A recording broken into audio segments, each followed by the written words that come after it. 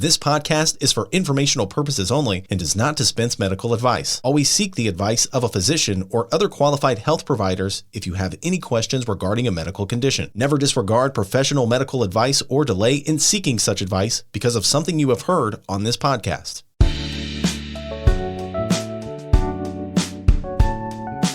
Welcome to a show that we like to call Prostate Cancer Real Talk. Did you know that in the U.S., 1 out of every 8 men will be diagnosed with prostate cancer during his lifetime? 1 out of 8. And black men are 50% more likely to develop prostate cancer in their lifetime and twice as likely to die from the disease. But hey, we're not here to quote statistics and tell you how tough prostate cancer can be. Rather, we are here to create a supportive community of survivors. A place where we can discuss the real-life coping methods from the perspective of a married couple who are living through it day by day. Our hosts, Elle and Shay. This is Prostate Cancer Real Talk.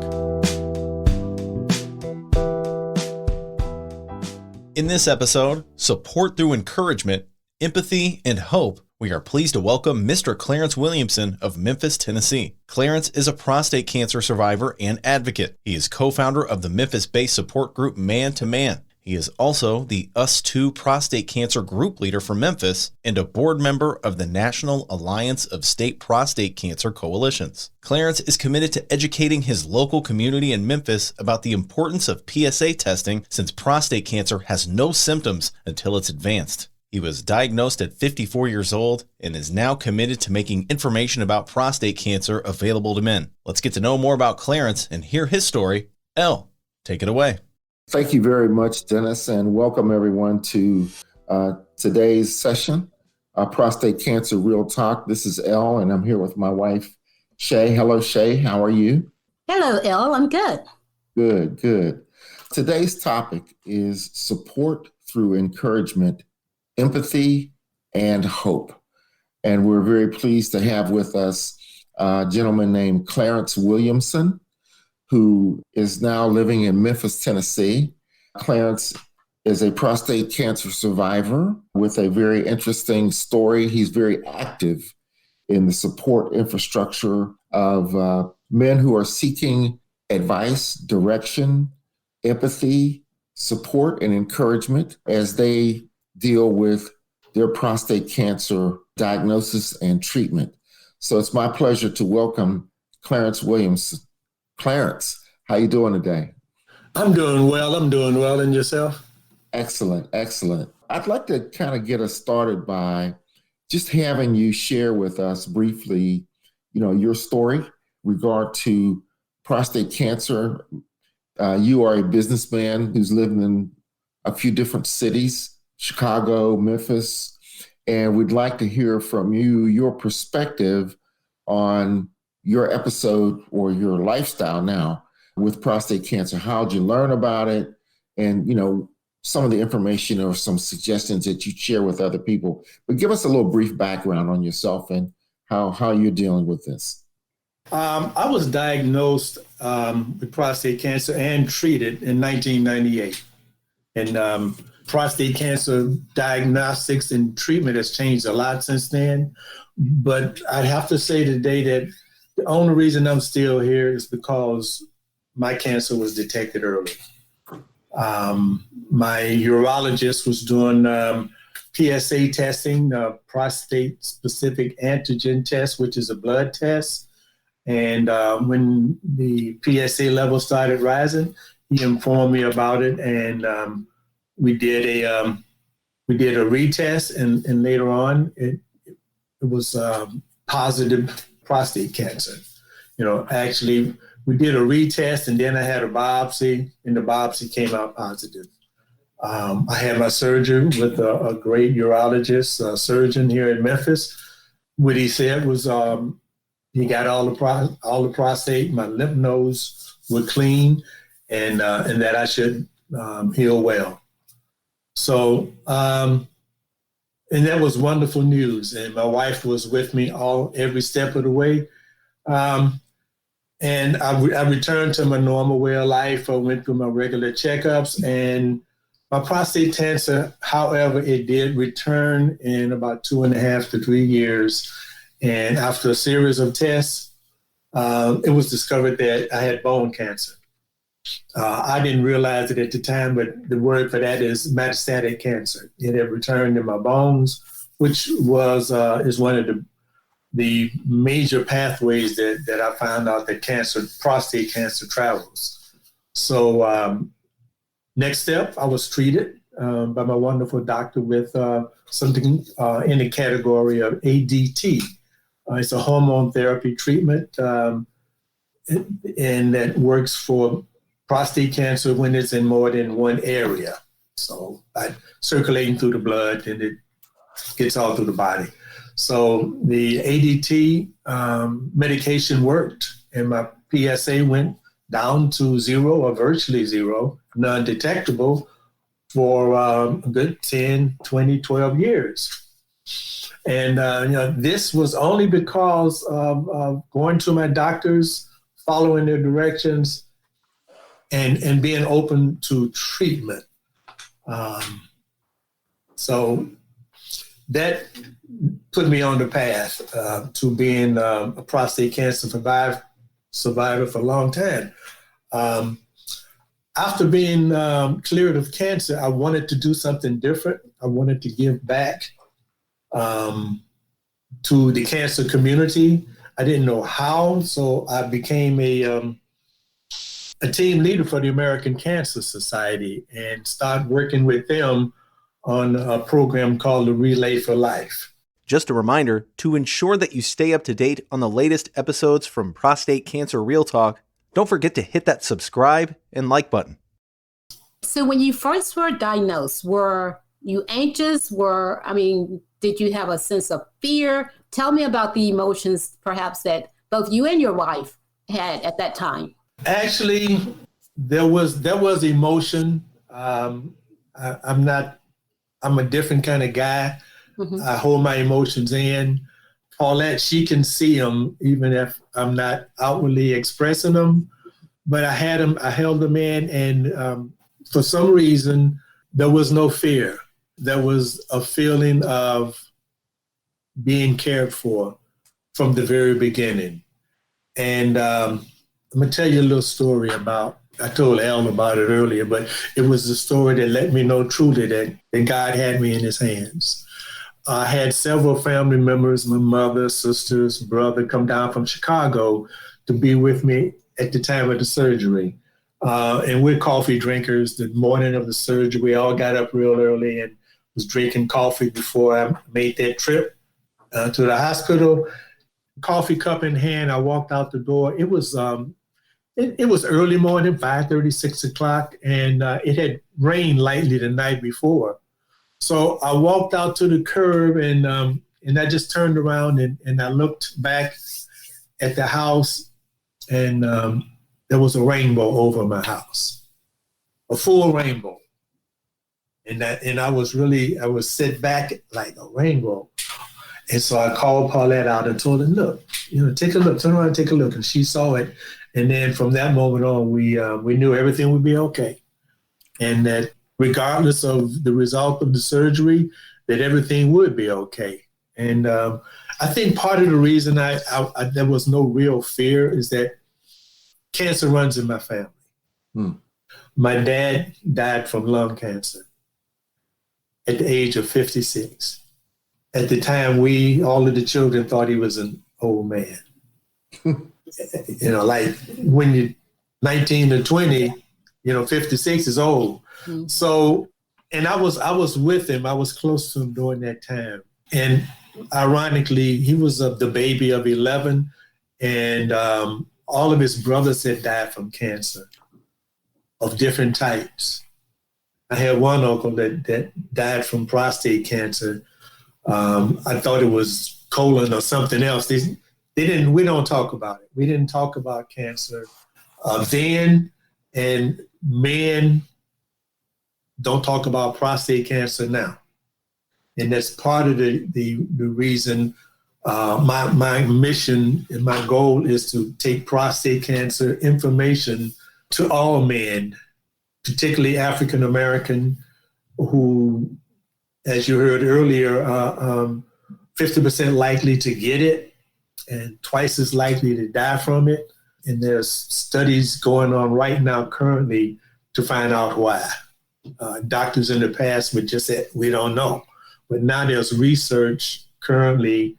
I think the DOD provided like $26 million last year to find and discover the disparities in African-American and Caucasian men developing and dying from prostate cancer. The PROMISE Registry is an exciting new partner of Prostate Cancer Real Talk. PROMISE is a registry of prostate cancer patients who want to learn how their genetics can affect their treatment options. To learn more, visit prostatecancerpromise.org.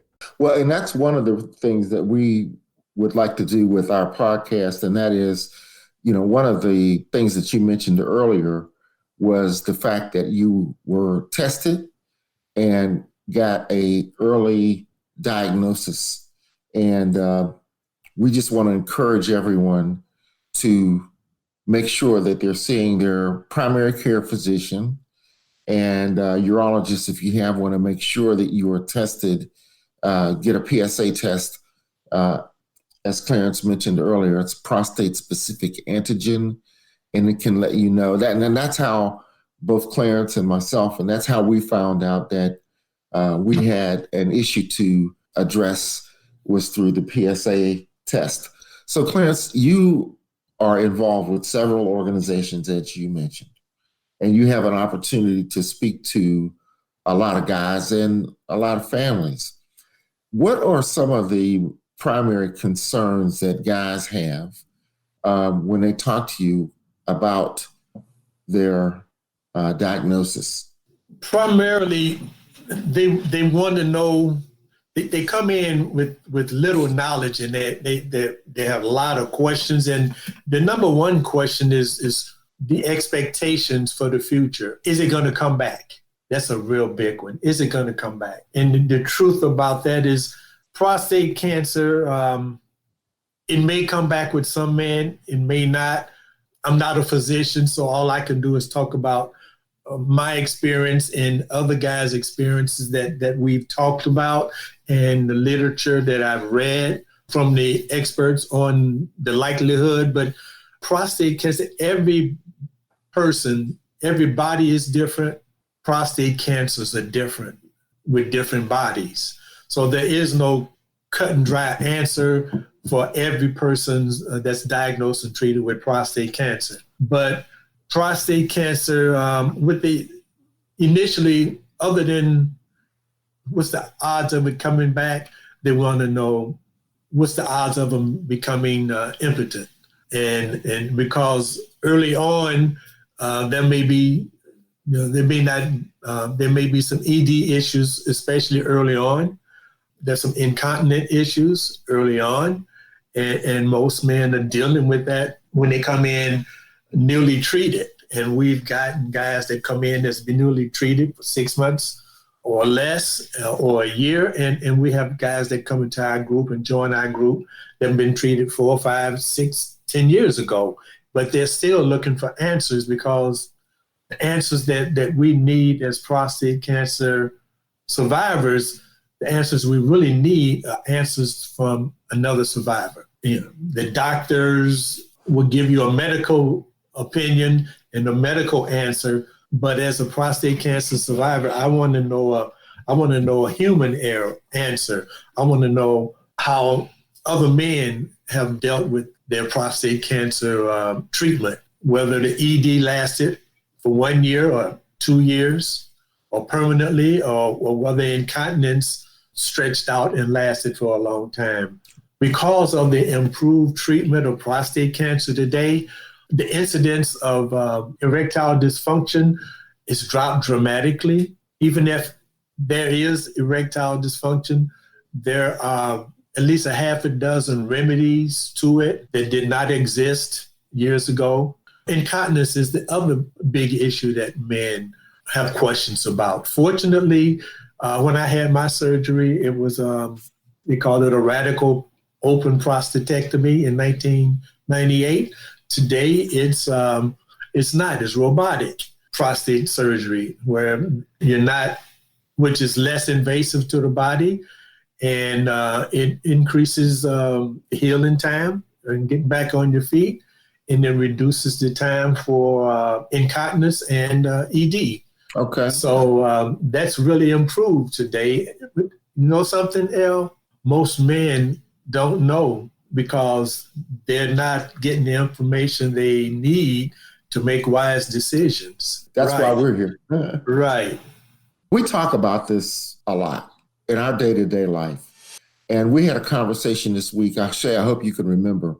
We were talking about some friends and people that you know who were talking about the guys who were facing erectile dysfunction and the decisions that they make.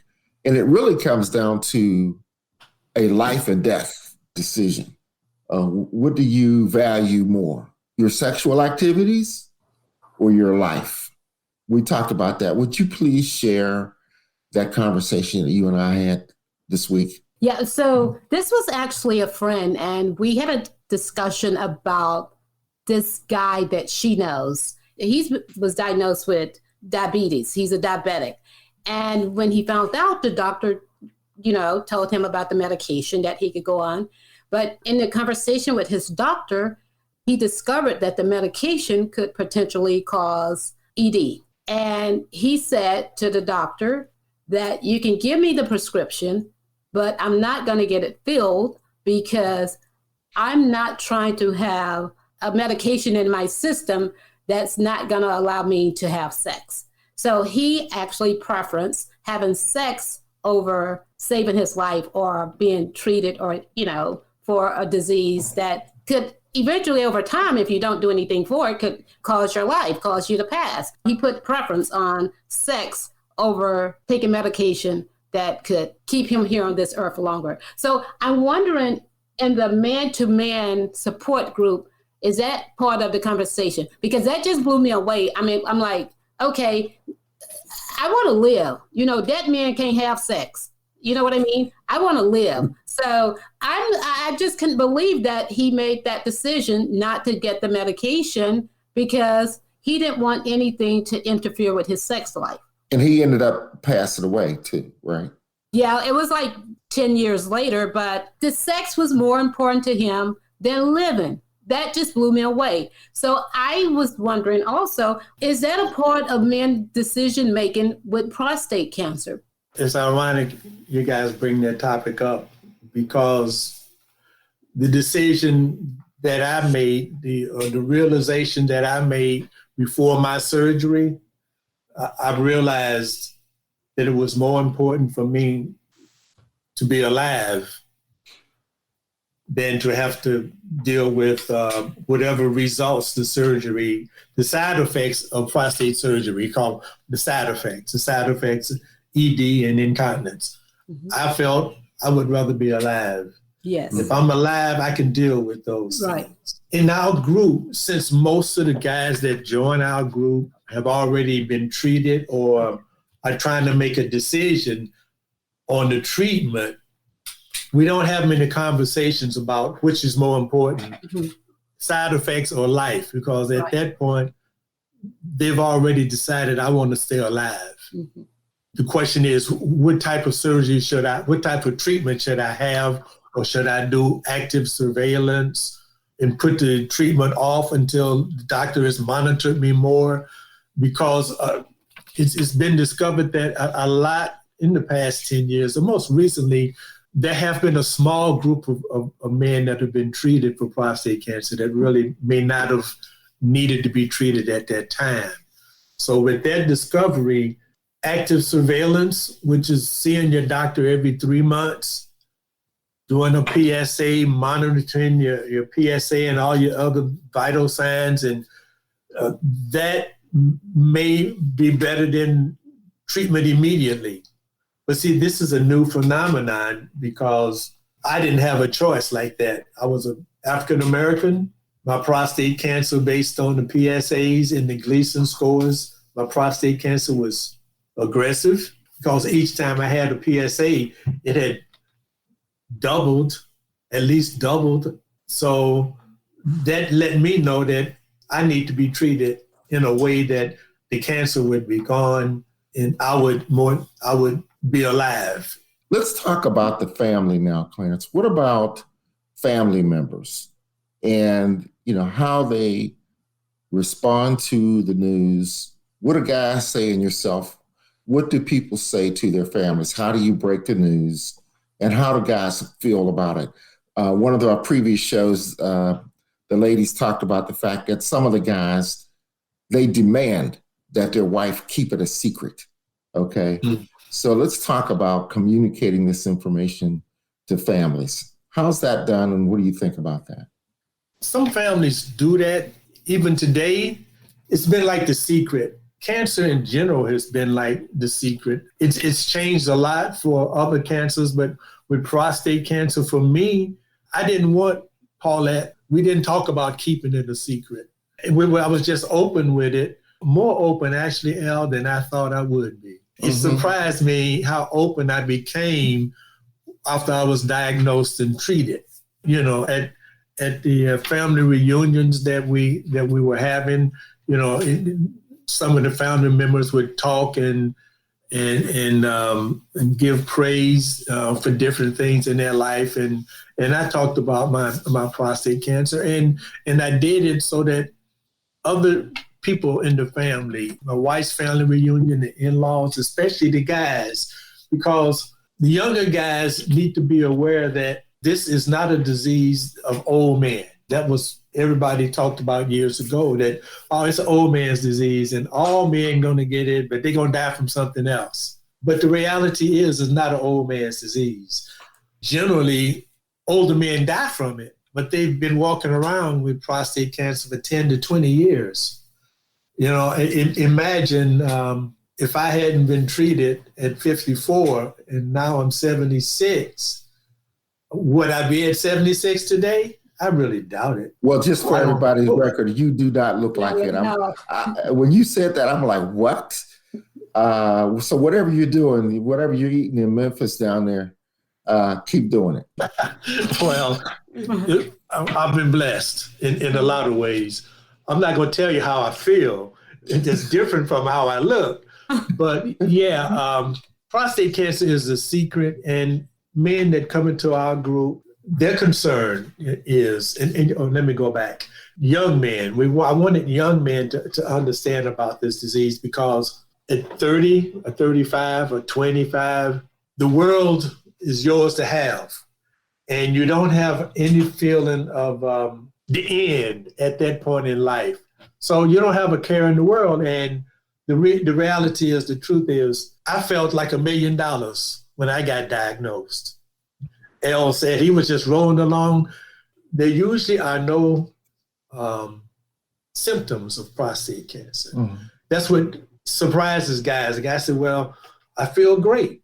All my life, everything is good. My vitals are good. My weight is good. Everything's good. And then you tell me I got prostate cancer. I don't feel like I got prostate cancer. Hey guys, this is El. Did you know that during the treatment of prostate cancer, our genes may be our most powerful tool? That's why the Promise Registry was formed, and that's why I joined. To learn more, go to prostatecancerpromise.org. That's prostatecancerpromise.org. But you have to I had to come to the reality. I like to talk about me. I don't like to talk about, but all men that's diagnosed have to come to the reality of, now what you gonna do? And I know I've heard men jest about not wanting, this is at the different health fairs or functions that we participate in. Some men here jokingly say, well, if I got it, I don't want to know. That's light conversation. Because if you're having a serious conversation, you really will rethink that. Because even a man that's 45, even at 54, I had no idea of where I would be at the age I am now. Not a clue. But between that point in my life and this point in my life, I've done a lot. I've accomplished a lot. I've met a lot of good people. I've helped a lot of good people. So if I wasn't here, I would have missed out on all of that. The people that have been in my life would have missed out on all of that. So the difference between having a full life, as full as it can be, and turning a deaf ear on something that could be advantageous to you, it's a big difference. And it's fearful. I agree, it is fearful. And fear is what holds most men back. And that's in our group, our motto is to replace fear with hope. In your man-to-man support group, and I'm going to ask you this question because I have this question as a wife. On an average, if you had to give a number, on an average, how long would you say that most men experience erectile dysfunction and incontinence? So if you kind of had to average those two out, what are you finding that men in the group are saying? That's a tough one. That's a tough one. She asks tough questions. Yeah, well, because most men will not like the answer. Mm-hmm. But you know what that answer does? That answer takes us back to, would you rather be dead or alive? Right. In this day and age, a man the statistics, the literature says a man will experience incontinence for 6 to 12 months on the long side. On the short side, because it's a progressive change. It'll get better and then it'll get better. So it'll start getting better within weeks. So after about 3 months, it can be totally rectified, the incontinence. But it may take 6 months or a year. And depend on the severity of the cancer. We have a young man in our group, I call him, everybody's young to me, young man. So he came into our group and actually his cancer had progressed. So the surgery is more invasive. And he was permanently incontinent on a severe case. That was a worst case scenario. But that had a lot to do with how progressive his cancer was, how serious the surgery had to be. Those are examples you don't want to hear about, but he was coming to the group before COVID. We would talk. If he didn't tell you, you wouldn't know it. So that's why these issues that come up as a side effect of prostate treatment, they are part of our life, but they don't make us who we are unless we let them. So on the ED side, what are you hearing? Because, guys want these, and this is part of why we, have our podcast, Real Talk, because I know guys and wives are going to want to know the answers to these questions. So we can tell our individual story, but I think it's so important because you actually is a part of a man-to-man support group. So I'm sure you're hearing from multiple guys versus just like Elle and I telling our story. So on the average, on the ED, what are you hearing? Again, that's a toughie average. It's hard to average that. From what I'm hearing in the guys in the group, there's a certain number of guys who the ED completely goes away and things are just like their sex, just like normal. Mm-hmm. And then there's guys who ED progress and they had to have other treatment to perform. And then there's some guys who become celibate. We've had 2 sex therapists come into our group, and one was before COVID. She came in and we had about 40 people, wives and everybody, with refreshments. And she gave a very good presentation. And just recently on our man-to-man Zoom meeting, we had a lady come on that specialized in treatment, erectile dysfunction and incontinence treatment after surgery. So we've had people come in and talk to us about those issues. Mm-hmm. And the reality is we have men say that they're permanently celibate, ED permanent, but there's other ways of being intimate. Yes. That's what we need to hear. Intimacy is not sex. And what we really strive for in life is intimacy. And as a young, virile man, he thinks intimacy is sex. But as we move on in life, we discover that it's not quite true. That's not true whether prostate cancer is involved or not. As people move on in life, they discover how that they can enjoy each other's company, support each other, and love each other, and sex have nothing to do with it. Sex could still be involved, but sex is not the main focus anymore. And that's eye-opening, intimacy rather than sex. We had an article in the Memphis newspaper, Commercial Appeal, was written by one of our members back when we first formed in 2013. And I know one of the things he quoted me as saying was, "I've become a better man since my prostate cancer treatment." And I relate that truly I am a different person. I understand more, and I understand more of what a relationship is really about. And when we had the young lady come on and talk about intimacy, the light bulb went on and said, yes, that's the difference that I've learned about intimacy versus sex.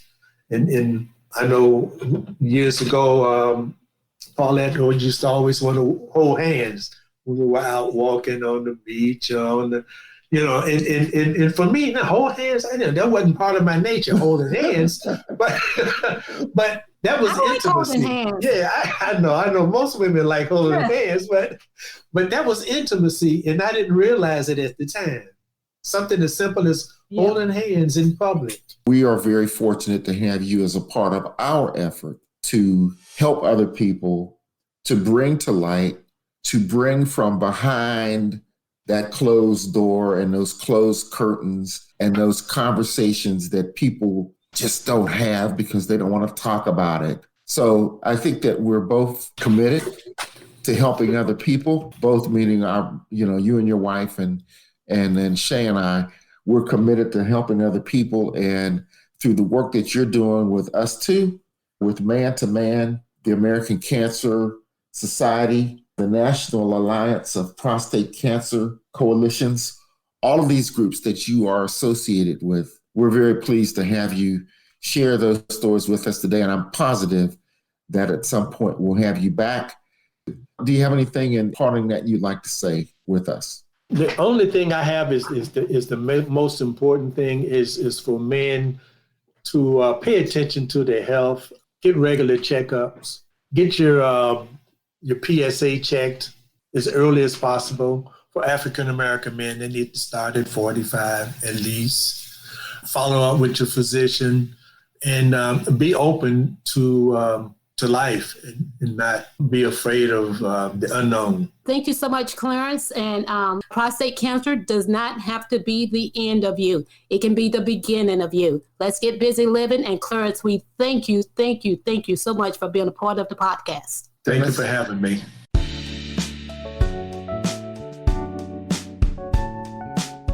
To find out more information on the guest you just heard or previous guests and a list of Prostate Cancer Real Talk episodes, visit our website, prostatecancerrealtalk.com. And if you have a question, comment, or if you would like to share your story, send Elle and Shay an email, ellandshay@prostatecancerrealtalk.com. That's LEL and Shay, SHAY, @prostatecancerrealtalk.com.